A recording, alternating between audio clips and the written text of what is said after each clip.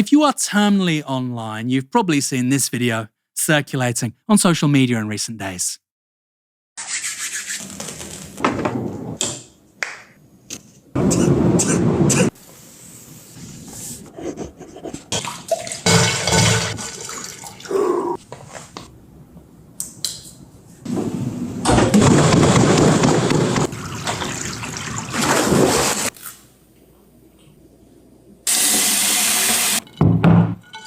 So looking at it, bro, we got to go ahead and get in at least 10,000.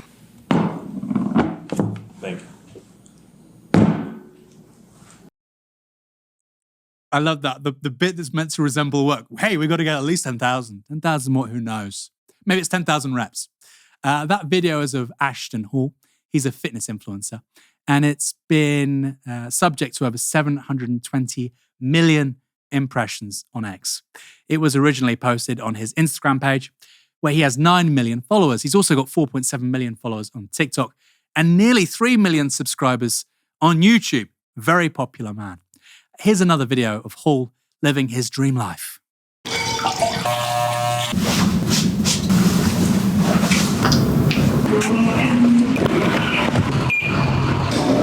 Should we clean it up?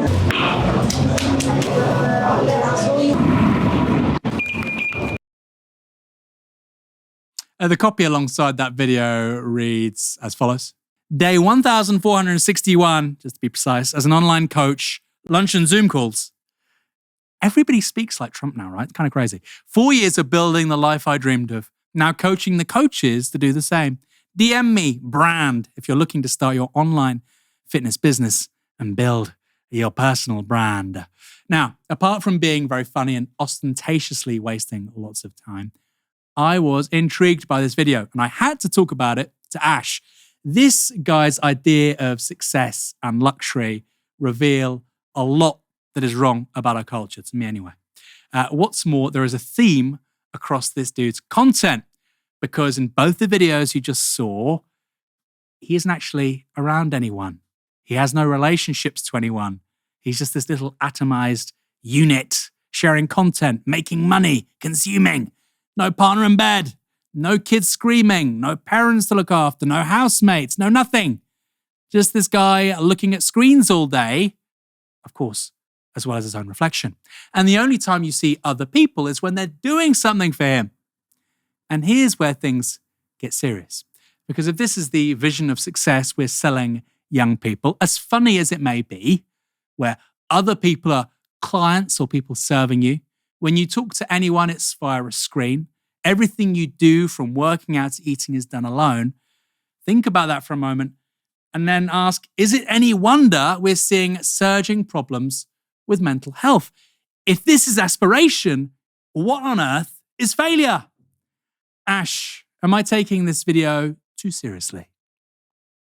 No, because I think while this is a particularly ham-fisted and clumsy example of the genre, and that's why it's so funny. My favorite bit in particular is when he just, at intervals throughout the day, apparently tries to drown himself in a small bowl. His life is so empty. He's just like, oh God.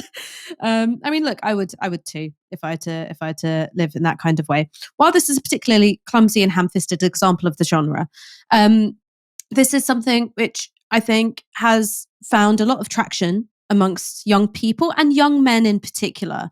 And what's interesting to me, and this is building on a conversation that you had with Gary Stevenson, where he said, look, the reason why young men go to the gym is that they want to feel that they've got some progression. The thing that just hit me as I was watching those clips is that the idea of making gains has supplanted socially productive labor. So you make gains in your body, you make gains which are financial. You consume and you spend ostentatiously, but your life is very, very narrow. That is, so much bigger and takes up so much more space than the idea of what can I do that is socially useful for other people? What do I have to do in terms of looking after myself in order to be that socially useful and productive person? It's been totally supplanted by games. And what's interesting to me is that when you look at the kinds of content which is being pushed towards young men and the kinds of content which is pushed towards young women, there is a totally different language and emotional register and logic underneath it. And the reason why I know this is because my YouTube algorithm thinks I'm a young man, and it's because I watch so many woodworking videos and videos about the Roman Empire to fall asleep. The material which is pushed towards young men has the message, you are scum, you are puny, you're a failure, and you're worthless. Look at all these other guys who are richer, more successful, more powerful than you. They've got all the women chasing them, but you can get there if you change all these things about yourself. And all of these, bits of advice are about here's how you're supposed to change yourself. The stuff which is marketed to women, although it is still saying, well, there is happiness to be found in looking a certain way, buying certain things, curating a certain image of yourself. The emotional message is a bit different. It's saying, you're great as you are, babes, and it's just everyone else who can't see it. And both of those things are quite extreme and quite nuts, like really, really nuts. Because on the one hand, if you're going, I'm so great and I'm just waiting for anyone else to see it, like, you're crazy. Like, you're probably an unbearable person. And on the other hand, is if you think of yourself as,